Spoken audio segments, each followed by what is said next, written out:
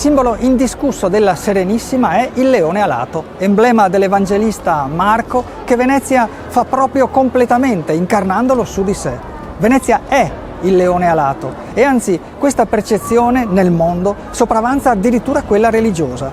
È più facile pensare alla città che non al santo, che pure ne è protettore.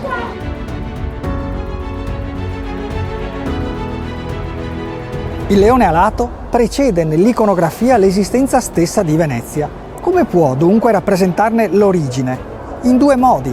Il primo è per le parole che il leone porta scritte nel libro che normalmente porta tra le zampe. Pax tibi marce, evangelista meus. Le prime, pronunciate da un angelo secondo la leggenda all'evangelista, approdato fortunosamente sulle isole lagunari di ritorno da Aquileia. Hic requiescet corpus tuum. Qui riposerà il tuo corpo, continua la profezia, annunciando implicitamente a Marco la futura esistenza della civiltà veneziana che sarà chiamato a proteggere. Il secondo modo è simbolico.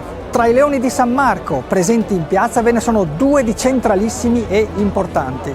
Quello che si trova sulla facciata della basilica e quello sulla torre dell'orologio. A guardarli bene sono accomunati da un particolare. Entrambi si stagliano su un cielo stellato, formato da stelle a 8 punte. Non è un caso, ovviamente. La stella a 8 punte è la stella di Maria, che già fu la stella di Venere e prima ancora di Astarte. Inserendo i leoni in quel contesto si vuole sottolineare che Venezia è città legata alla Madonna e una volta di più all'Annunciazione, che ne sancisce la nascita alla pari di Cristo.